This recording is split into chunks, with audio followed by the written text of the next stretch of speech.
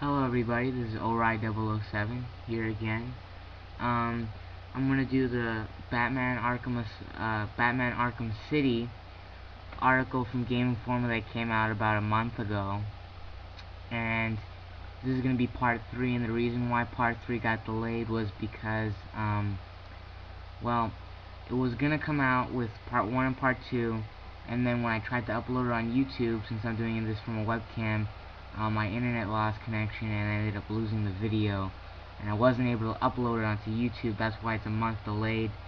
And I could have done a redo that night, but it was pretty late and I got really tired. And also, I had to take an SSAT. I had to get, I had to do, school, sports. I had many other things to do, so I couldn't get around to this, and I finally got around to it. So now you're gonna get part 3.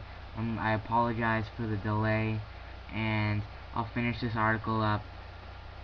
And this is Ori007. So we're gonna continue where we left off in the same article that I read from last time. This one, of course.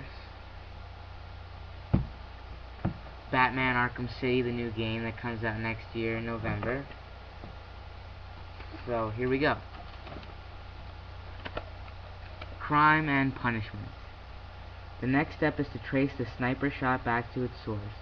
Batman activates detective vision and finds the bullet lodged into the floor. He looks up and spots where it entered the window and is able to trace the bullet far off the tower.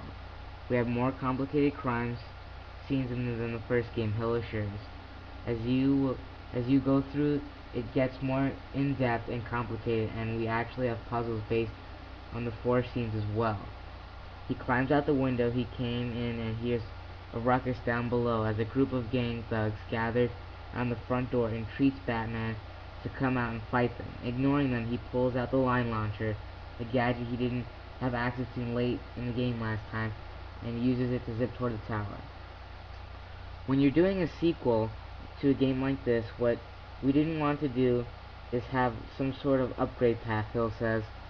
We're going to start you with a number of key gadgets that you will earn when you played through the first game, and you also were going to upgrade all those gadgets. Along the way, Batman hears a group of inmates beating on someone and comes to halt on the line. He swings to the perch on the wire and triggers a zoomed-in first-person view. Batman now has access to the criminal database that tracks all the major villains and followers in the city. Since this ties with detective vision, one of the investigators glows bright green to indicate his allegiance with the Riddler. Batman dive bombs off the wire straight into an asphalt streets, and impact pushes everyone back. Using the visual filter, Batman is able to beat up inmates while trying to avoid hitting the Riddler's man. Once everyone is down, he grabs the final prisoner by the neck for interrogation. Riddler, what's he up to? Batman demands. Oh crap. Okay. I just let him out. The inmate pleads. There's a bunch of us. We give him info and he doesn't put those lazy machines of his. It's been a pleasure, Batman growls before knocking him out. The new interrogation system replaces the Riddler maps from the first game that marked all the Riddler trophy locations in a certain area. We're definitely adding more depth to the Riddler's experience, Hill says. The trophies around the world are not going to be easy to get as last time. There are going to be little puzzles to get them. A glowing green question mark beckons Batman from a nearby rooftop as soon as he gets close to the medical trap and cases it. When he backs off, it opens again. Batman pulls out the backfly and fires it at the trophy, which lashes and pulls it toward him. Well, this is a simple example from the early game. Rocksteady promises trickier puzzles and other helpful functions to the Batclaw's new fetching mechanic. Continuing on, Batman hears a payphone ringing on the streets below with a group of prisoners huddled around it. They speak of an urban legend that has gone around Arkham City where anyone who answers the payphone supposedly ends up dead. Batman listens to them daring each other to pick it up. Until he's had enough, he jumps down nearby. Players can also use a new taunt button to scare off less courageous enemies. "You're going down," Batman threatens. "It's Batman! Get out of here!" Prisoner shouts. Everyone scrams without a fight, and Batman strolls up to the phone he picks up. "Hello, Batman. Do you recognize my voice?" Zsasz replies. The serial killer made only a brief appearance in the first game, threatening to electrocute an Arkham Asylum guard. This time he'll have a long-form side mission that players can dig into. "We have a number of these stories which are linked to key characters and their stories within Arkham City," Hill says. "You obviously have the main story that runs through, but you'll have these parallel side stories. If you want to jump in and find out about those, they're optional, but they're really worth the while." Interesting. A lot of side missions, and the way they're making this game to be out, it seems like it's probably going to be better than the first one, but we won't know until next year. So, on to the next one. His girl Harley. After his chat, Batman follows the sniper bullet trajectory to the church tower bell. A small group of new armored enemies block the entrance. These guys can block most normal attacks, so Batman has used his cape to stun them first. He opens them up with a new quick and brutal attack called Beatdown. Basically, Batman unleashes a rapid fury of painful-looking punches that'll knock most of the enemy, wearing protection or not. After dispatching the guards, Batman sneaks into the church with a familiar voice. "Coming through, Bean-Man!" shouts Harley Quinn as she charges towards him in a series of handsprings and flips.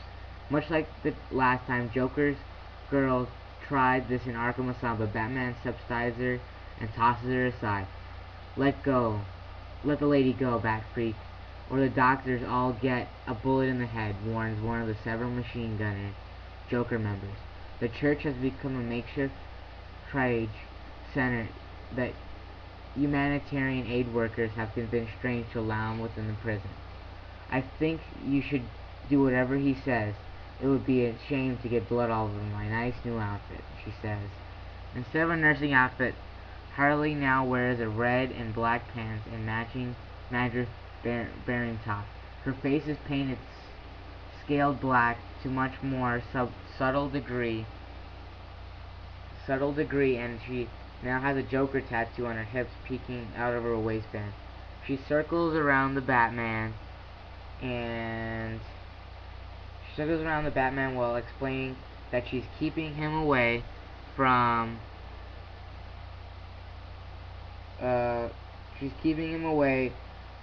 Joker due to his illness. Harley apparently kidnapped the doctor to help him out, but she was unable to diagnose the problem. Rocksteady notes that this face-to-face encounter with Harley is a part of a wider philosophy that brings Batman closer to the villains more often this time around, putting them behind some kind of protective plagueis or metal bars.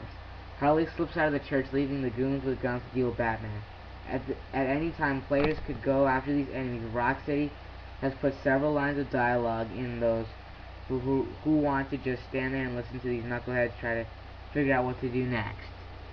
"Keep it together. Here's ours. What's he gonna do?" one says. Good point. I mean, it's not like he's got a reputation for breaking free of traps and smashing people's faces. "Oh no, that's right. That's exactly what he does," retorts another. After much debate, they all decide to shoot on the count of 3. By that point, Batman has already thrown down one of his new smoke pellets and grappled out of the situation. The enemies scattered throughout the church in the panic. Batman maneuvers over the ledge and notices the enemy standing under him. So with the help of his detective vision, with a single button press, Batman dances himself over the edge and croaks the foe with his legs. Next, he creeps along the ground level behind 2 thugs and smashes their heads together with a double takedown. The final target has taken a doctor hostage inside a confession booth. Batman maneuvers behind the booth and takes advantage of the new weak wall system by bursting through like a Kool-Aid man and subduing the criminal. With doctors now safe, Batman ascends to the bell tower. Bombs over Gotham. Batman pulls himself into the highest chamber, which contains a sniper rifle with a transmitter attached to a large stockpile of clown thermite explosives. Instead of getting the blank out of there like a rational person, Batman pulls out the new gadget called Broadcasting Analyzer to track the locations of Joker's transmissions. You can use it to scan around different broadcasts, Hill says. That's the GCPD dispatch. I can also tune into Gotham FM. There's lots of secrets here for players to find. Lots of mystery broadcasts that will lead you in different areas if you search around. Once Batman gets a lock on Joker's signal, a static-laced message plays out. I've waited for you for a long time for this, Bats. Let's start the party with a bang. Ha ha ha ha ha! 5, 4, 3. There's no time to climb back down the tower.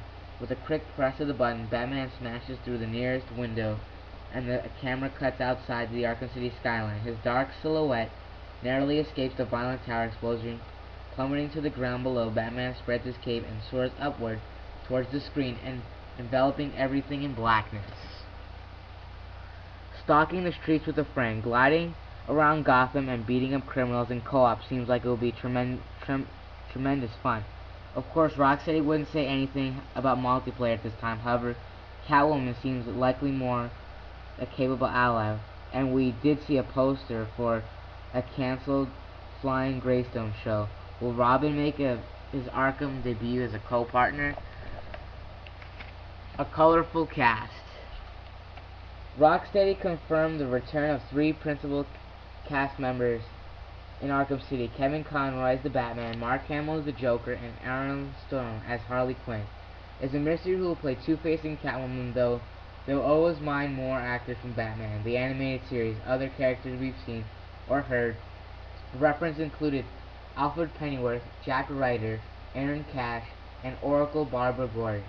Interestingly, a radio conversation between Batman and Alfred during the demo revealed that the Oracle has not been answering her cell phone lately. Could she be in danger? Will she appear in the game this time, or simply chatting over the radio? It'll be a while before we know for sure. Obviously, in this magazine, there's a lot of twists and turns, and it looks pretty exciting. Look at that picture of Batman right there. You know, overall, I think that this game is going to be really good. I'm excited.